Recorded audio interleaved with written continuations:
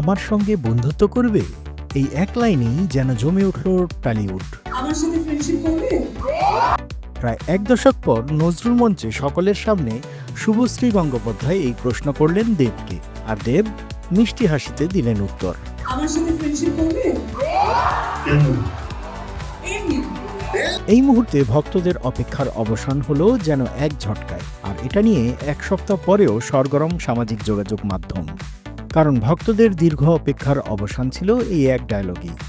আর এর মধ্য দিয়ে শুরু হলো কৌশিক গঙ্গোপাধ্যায় পরিচালিত ধূমকেতুর নতুন অধ্যায়।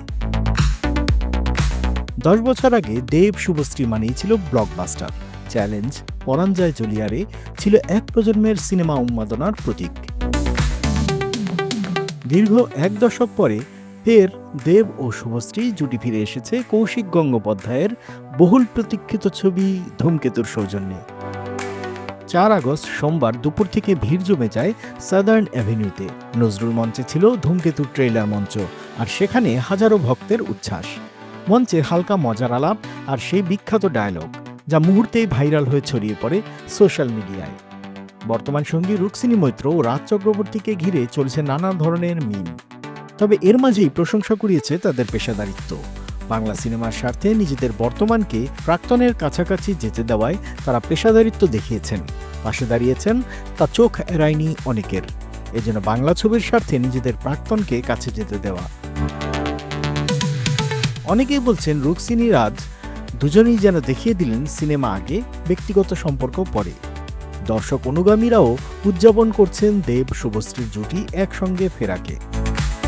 প্রশ্ন উঠেছিল রাজ চক্রবর্তী কেমন দেখছেন এই রিইউনিয়ন। এমন প্রশ্নের উত্তরে পরিচালক, প্রযোজক তথা বিধায়ক রাজ চক্রবর্তী সংবাদ মাধ্যমকে জানালেন, আমি সাপোর্ট করব না তো কে করবে? আমি সাপোর্ট না করার কে? সাপোর্ট আমাকে করতেই হবে।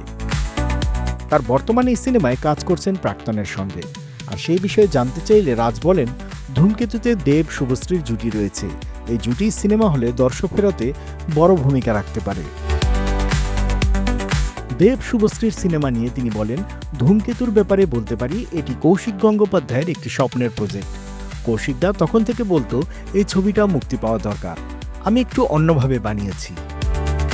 রাজের মতে বাংলা যে কোনো ছবিকেই আমি সাপোর্ট করি, কারণ একটা সিনেমা বানাতে যে স্বপ্ন দেখতে হয়, এতটা পরিশ্রম করতে হয়, তার সঙ্গে অনেক স্টেক লেগে থাকে।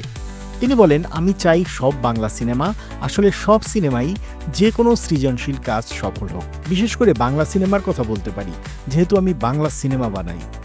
সর্বশেষ শুভশ্রীকে নিয়ে রাজ বলেন, সবসময় আমি ওকে এগিয়ে দিই, অন্ধের মতো সাপোর্ট করি।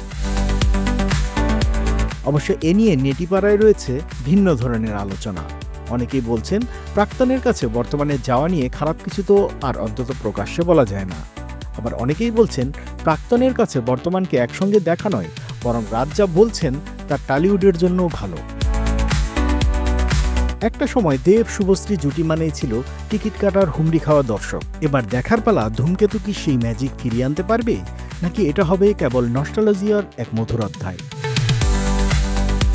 14 আগস্ট মুক্তি পাচ্ছে ধূমকেতু। প্রায় এক দশক পর বাংলা সিনেমার আকাশে আবার কি জ্বলবে দেশু তারকারা? বক্স অফিসে কি সত্যিই ঝলসে উঠবে ধূমকেতু? এবার দেখার পালা, এই দেশু রিইউনিয়ন কি সত্যি বাংলা ছবিকে নতুন মোড় এনে দেবে? প্রাক্তন থেকে পেশাদার সহ অভিনেতা, এই যাত্রা কি জয় করবে দর্শকের মন? আপনার মতামত কমেন্টে জানান। ভিডিও ভালো লাগলে লাইক দিন, বন্ধুদের সঙ্গে শেয়ার করুন, আর বাংলা ফ্লো ইউটিউব চ্যানেলটি সাবস্ক্রাইব করে সাথে যুক্ত থাকুন আমাদের ফেসবুক, ইনস্টাগ্রাম ও টিকটকে।